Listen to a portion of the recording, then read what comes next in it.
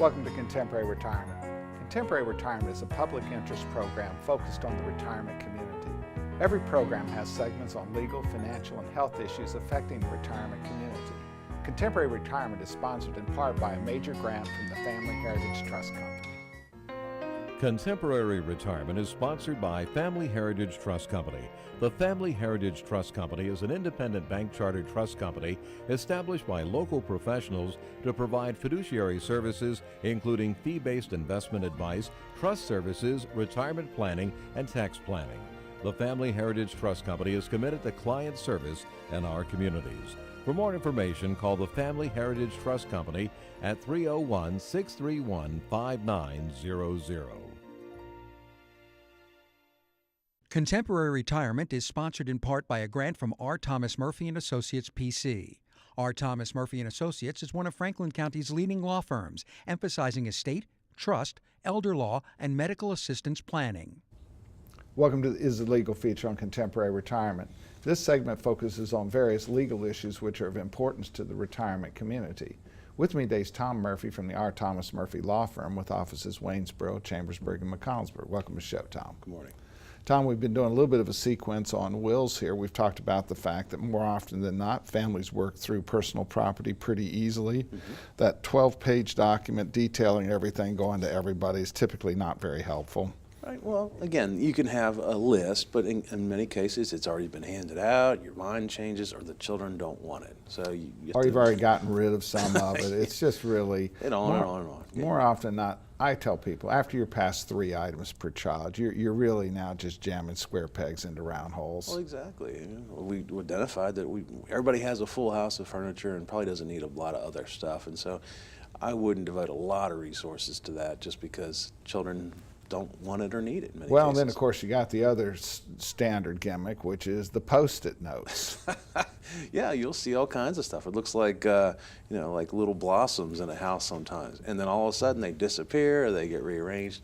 It's not an effective way to pass on personal property. It has absolutely no legal significance whatsoever. Absolutely. And then, then you have these letters that say what to do. They're not incorporated into the will, and in Maryland, if they're not incorporated into the will, it's sort of precatory telling the person what you would like, but it has no legal binding effect. That's exactly right. There's a right way to incorporate in the will, and then it has legal effect, but other than that, it's just, a suggestion. All right, but one of the things that we talk to families about, and people are always shocked, I always ask, what's the health of the couple sitting in front of us, and we tend to represent older folks. I ask them about the health of their children. Are there any disabilities? And then ironically, I also ask them, do any of the grandchildren have disabilities? Right. Now the client's sitting there, I didn't come here to talk about my grandchildren, I came to talk here about my will. Why would I ask them about the health of their grandchildren? Well, what it comes down to is you're only a few heartbeats away from leaving money in most cases to a potentially disabled grandchild. And so you need to look downstream to see if we need to create holding tanks and safety nets for any family member who might inherit. So you have 3 kids, I leave it all to my 3 kids. Well, I didn't say anything about grandchildren there, but they need to take into account when I'm dealing with an 85-year-old parent, I'm dealing with a 65-year-old child, and that child could predecease the parent. And if that child has a disabled child of their own, a grandparent's grandchild, right, we now have a grandchild potentially inheriting. Absolutely, and then that could be a real menace for that family because of that grandchild's receiving public benefits of any kind. Now suddenly they're losing those benefits and it's preventing them from getting the health care, the needs that they need met. Well, and then that grandchild could have pointy hair and piercings, not to say that necessarily means that it's a problem, but oftentimes they're not sharing the same value as the grandparents. Right, so you can draft your will to address those issues, and it doesn't matter if it's a special needs issue or just a lifestyle or potential money management issue. It could be a substance abuse issue and so forth. And so, as we're representing the family, we're canvassing the entire relationship, the possible people who might inherit. And so even in that situation, that parent is 85 saying, well, I'm perfectly healthy, my child is perfectly healthy, and if they're right, they might live another 10 years, and now they have a 75-year-old child, and maybe they're not perfectly healthy. Right, and so you really do need to focus downstream, and if there are kids that are not healthy or declining, there's ways to not only protect them from them, whatever issues are facing them, but reduce taxes in Pennsylvania and take care of your family properly. Well, you know, I was sitting with a client recently, and I'm looking at a parent, looks pretty good. I'm looking at a perfectly healthy daughter, and I'm thinking, well, I really don't need to worry too much. And then the daughter's, oh yeah, I have a diagnosis of multiple sclerosis, which means that we have to be careful on an inheritance for her, because that money could just end up being used to pay a nursing home bill when it could have been preserved to make sure that she had computers and motorized wheelchairs and everything else by not having her directly. And actually the daughter's in there, absolutely not, I don't want that money. I need to be protected so that I can have the highest quality of life within the context of a disability that is clearly on the horizon. Well, exactly, and that's a classic example where, you know, there isn't a disability right now, but potentially there could be, and so you can put contingencies in documents to make sure we deal with those issues. Tom, as always, thanks for taking time to appear on the program. You're welcome. More from Contemporary Retirement after these messages. Few things in life are as important as family. Leave your insurance worries to us. Write Gardner. Call or visit our website to learn how we can make insurance simple and more affordable. Every life that meets its end leaves a heart for love to mend. Sister, brother, family, friends are left to carry on. When the loss seems more than you can bear, it's nice to know that we'll be there at Douglas A. Fiery Funeral Home. We care.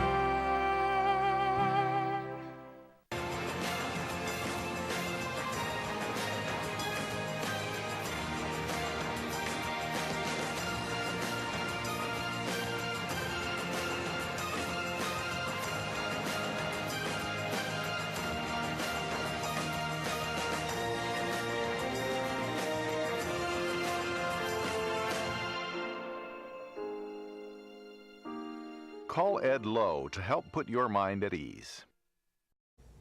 Welcome to a special guest feature on Contemporary Retirement. This segment focuses on various issues which are of importance to the retirement community. With me today is Michael Piercy, Director, Washington County Department of Social Services. Welcome to the show, Mike. Thank you, Mike. Now, you know, you fill some big shoes here. You've been at it about a year now. I have. It's been, I think I've finally gotten my sea legs.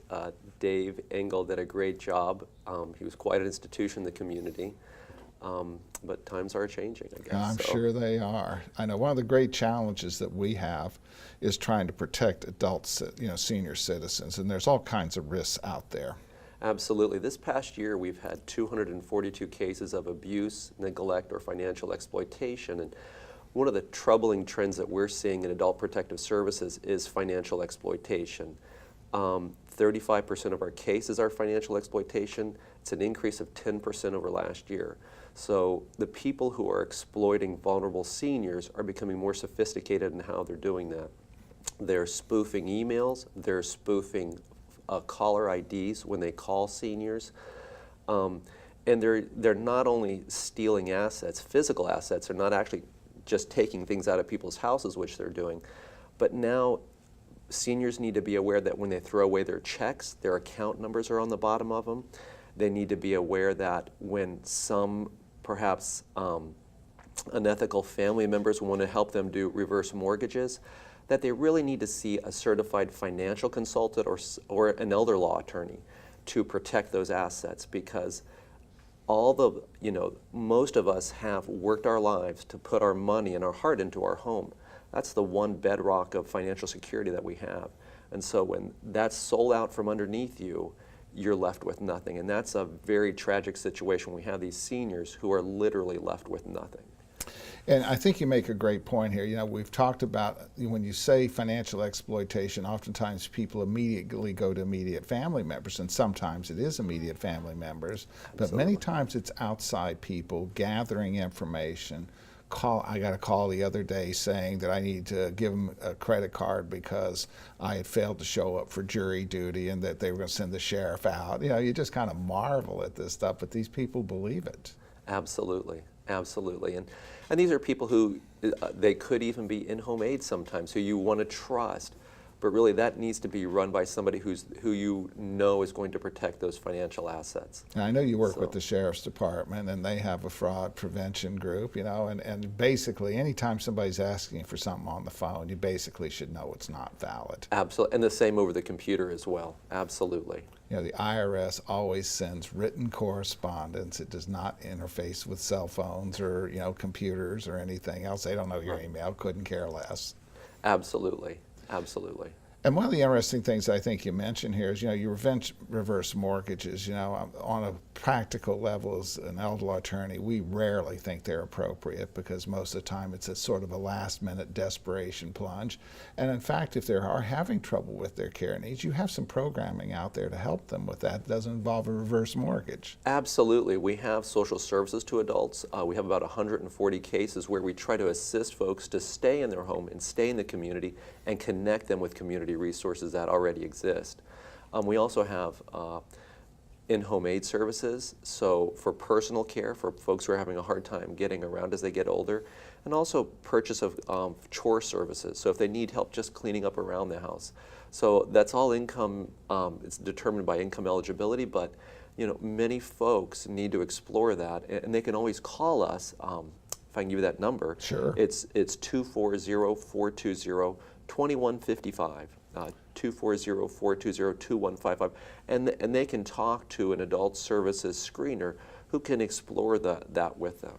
And you have another program that I think is very cool, and that's adult daycare. I mean, Foster care. Foster care. Absolutely. Our Project Home takes adults who are suffering from developmental disabilities or they're suffering from severe mental illness and could not exist except in institutionalized care, and puts them into a home with a care provider where they're allowed to experience love in a family type atmosphere. And we get great support from our county commissioners. This is supported by Washington County, and it's a fabulous program. It's a heart-rendering program, because if it were not for this, these folks would be taken out of these home settings, these loving home settings, and put into institutional care. And so part of it is you always challenge people. I know you work with the Commission on Aging as well, to say, you got a problem, give us a call. Let's see if there's something there that we can help you with. Absolutely. And between the two of us, in fact, we service about 60 GAP, what we call GAP customers who really don't fit them, really don't fit us, but between the two of us, we can work out services for those clients. So between the two of us, we should be able to meet the need, and if not, hopefully we can point you in the right direction. And we would be remiss to say that virtually every county in our viewing area is trying to do similar things. So if you're not Washington County, call your local department. Absolutely, absolutely. Mike, thanks for taking time to appear on our program. Thank you, Mike. Thank you. More from Contemporary Retirement after these messages. Tranquillity at Fredericktown Assisted Living and Memory Care provides a warm, home-like atmosphere that promotes daily life enrichment. At Tranquillity, our medical director is a geriatric physician.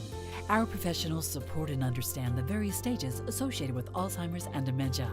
We have on-site physical, occupational, and speech therapists, as well as around-the-clock licensed nurses. For more information, give Tranquillity at Fredericktown a call today, because everyone deserves great care.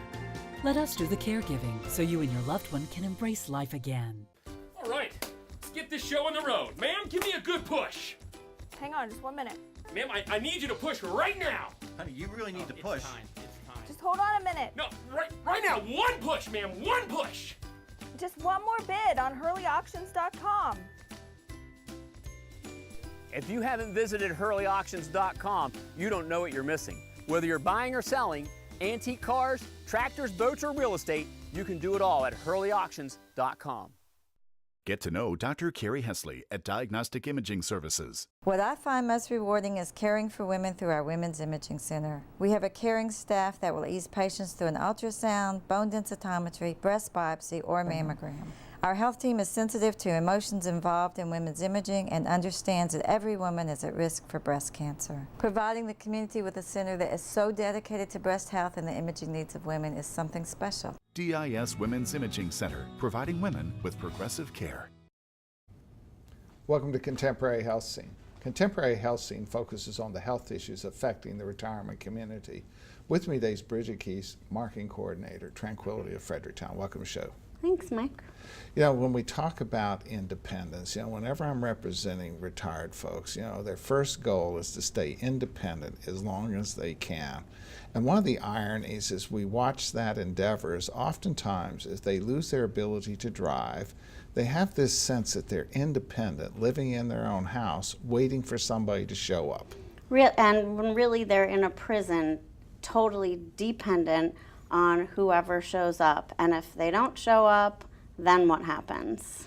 And you know, so we see this sense that somehow being in the house makes them believe it, but when you're sitting there and you're not able to drive, as I oftentimes say somewhat tongue-in-cheek to my clients, you may as well have bars on the window. You're in jail. You are in jail, and you can't go anywhere, and you can't do anything. And if you forget how to use transit, as some people do, then you have no choices.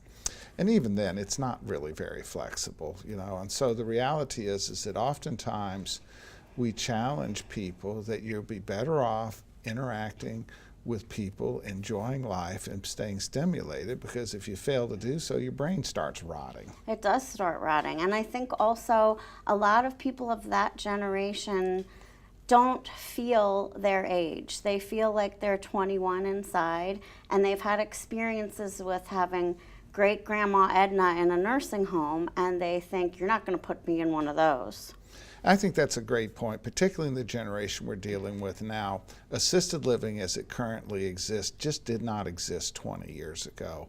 And so the independence that you can have in that environment is really quite stunning. It allows you, it supports you in your independence. It doesn't deprive you of independence. No, in fact, I would love it if we changed the name from assisted living to supportive living, because you can drive, you can do anything that you have been doing just with 24-hour supervision. I know we'll bring up some pictures here, but part of what we're talking about here, and you just mentioned, you have a car and you're legal, you can drive the thing. That's right, and we'll clean the snow off if we ever have snow. We'll put air in your tires for you and everything. And so it's not about trying to deprive you of that. It's in fact expanding your opportunities to stay independent.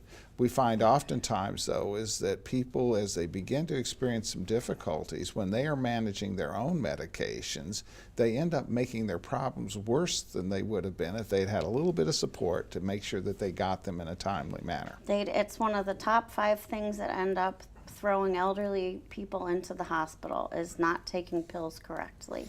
And they can't remember whether they took it or not in the morning and so forth. And then, of course, you know, it's just fun. You know, I see here we're having a little bit of fun here.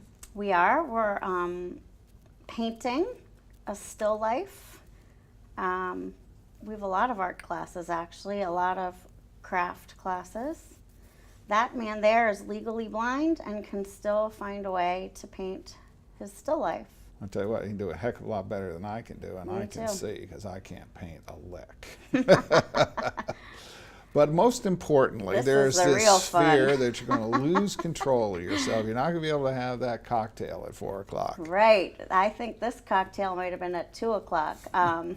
Yeah, you can live life the way you are used to living life. If you want to have a happy hour in your apartment, you go for it. You can do whatever you're used to doing as long as it's legal. And so what it does is I think your point as well, it provides fully supportive living. It keeps you engaged. And I think most importantly is I oftentimes have people say, I don't want to go be with the old folks. But actually, as you were noting earlier, I find most of my 80-year-olds or 21-year-olds trapped in an 80-year-old body breaking down around them. They're not old. No, they keep us on their toes, don't they? So you know, some of my clients are in fact old souls, but the vast majority of my clients are not old souls. They are in fact young people with a body breaking down around them. Exactly, and they deserve to have the best life possible right now. And so that's being engaged, you know, doing the things you want to do, not waiting around for your kids to show up. And in fact, most of the time when somebody goes to one of these facilities in an area in which they've resided, they end up finding a ton of people that they've known earlier in life, and socialization begins. It does. 3 meals a day, med management, cocktails, what more could you want? And so where could they get more information? We love when people stop in, and we're located at 6441 Jefferson Pike in Frederick, or they can call 668-6030. Bridget, as always, thanks for taking time to appear on the program. Thank you. More from Contemporary Retirement after these messages. The Community Foundation has helped create signs of community strength for more than 30 years. Scholarships assist with post-secondary education, and grants support programs throughout Frederick County. Making a big impact. Because of generous donors like you. Add your sign of community strength by creating a fund that supports the causes you care about. Albright, Crumbacher, Mal & Eitel are a full-service firm that provides elder care services including managing incoming bills, bill payment, depositing checks, balancing bank statements, and preparing, planning, and filing personal tax returns. Put your mind at ease and call us today. Welcome to the Making Sense feature on Contemporary Retirement. This segment focuses on various financial issues affecting the retirement community. With me today is Pete Alexander, a partner in the regional accounting firm of Albright, Crumbacher, Mal & Eitel, with offices in Hagerstown and Martinsburg, but doing business all over our viewing area. Great to be here, Mike. Pete, you know, one of the things that happens is we have people in that first year of retirement, you know, they've been accustomed to receiving a check, their employer's been withholding taxes on it. In fact, they typically look and say, I can't wait to file that tax return because I'm going to get a big check back from the government. Yeah, most people have worked their entire life and their taxes have been paid in and taken care of through a function of their payroll taxes through their employer. Their employer has sucked the money out of their check. Their employer has sent the money off to the government for them. They file their return at the end of the year and normally wait for their refund. That was the easy way they've lived their life, and they were quite happy and content. Got a little bonus in the first quarter of each year that they could then use for vacations or other things. Yes, it was extra money that came back from taxes, and they had to do nothing. I mean, granted, they saw the money getting sucked out of their paycheck every week, and they weren't happy about it, but they didn't have to take the responsibility of worrying about their taxes other than to cash that refund check. All right, so now they're retired, that first year in retirement, they're now receiving a pension. There's a few pensions left, so let's pretend that you happen to have one of them. And many times there's no withholding on it. Yeah, they could be there receiving a pension, they could be there receiving Social Security, they could pull some money out of their IRAs to supplement their living. All of those normally need you to be active in order to get taxes out. If you do nothing, they'll normally not take taxes out. They might take federal out if you do nothing. They probably will not take state out. Which means you have to affirmatively deal with it. It's almost never going to happen automatically. Yeah, and unfortunately, they'll send you a little packet, and in the packet there'll be different ways to make an election, to have a standard tax amount, to have standard withholding, to have 20% withholding, or to have nothing out. But still, in that packet, they're putting it on you to make this determination, and you need to make that determination yearly, depending on what your other income. It's just like Social Security. Hardly anybody has taxes come out of their Social Security, which for most people that's a good idea. If you don't have enough income, your Social Security isn't taxable, but there is a provision that you can quite easily have taxes come out of your Social Security. And if you're a married couple making over $32,000, counting in half your Social Security, it will be taxable. Well, then we have another issue. You know, you've been cruising along and you've been making quarterly estimates, which we'll talk about in just a moment. But oops, we have a financial crisis and we yank out $10,000, $15,000 extra out of that IRA. Yeah, that's what the other large thing that retirement people aren't used to, is that they know that money's in the IRA, they know they've saved it for retirement, so it seems just natural. Anytime you need that money, you should be able to go get it.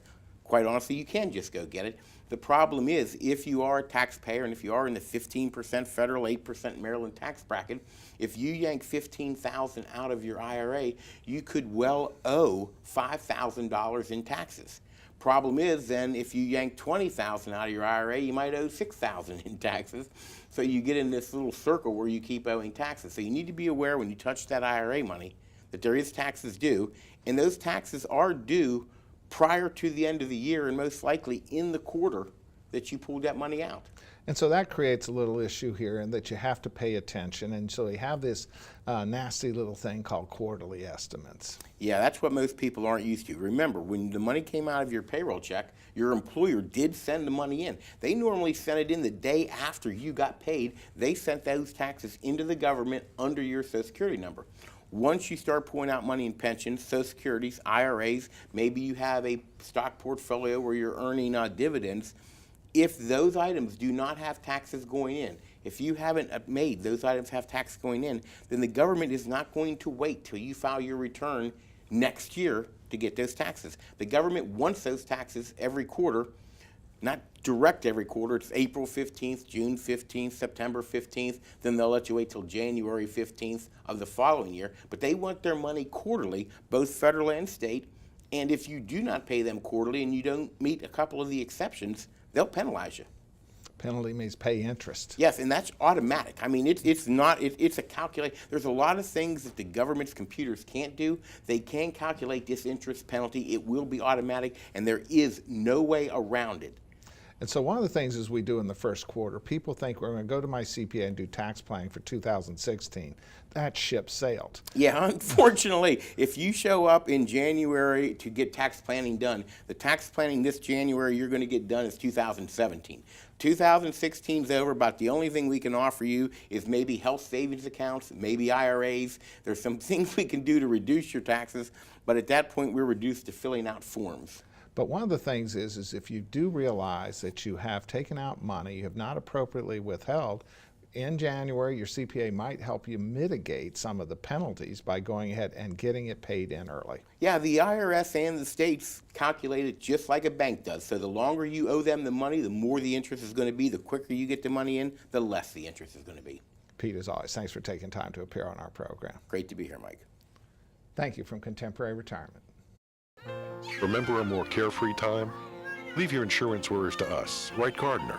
Call or visit our website to learn how we can make insurance simple and more affordable.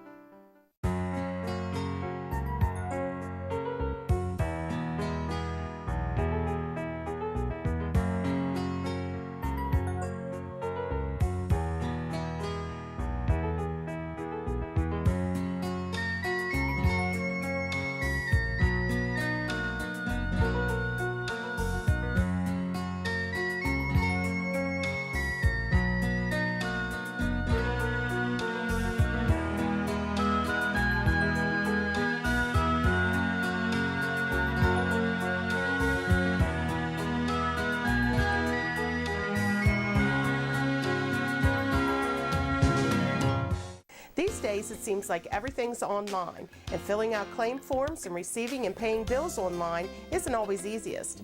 That's why we at Quality First Insurance encourage you to just give us a call. Let us help. Hi there, I'm Paul Sweeney with Quality First Insurance, and it's still just this simple. Our offices are open every weekday where you'll be able to call and speak to real, live people. No detail was missed. I'm so glad that I turned to Quality First Insurance. I've recommended Quality First Insurance to my friends who've been just as satisfied. If you're not happy with what you're paying for Medigap, or more importantly, not happy with your service, give us a try. We're locally owned, and we take the time to provide you with the best. We are Quality First Insurance, and our mission is to provide quality products to quality people. Pick up the phone and give us a call today at 800-745-1411.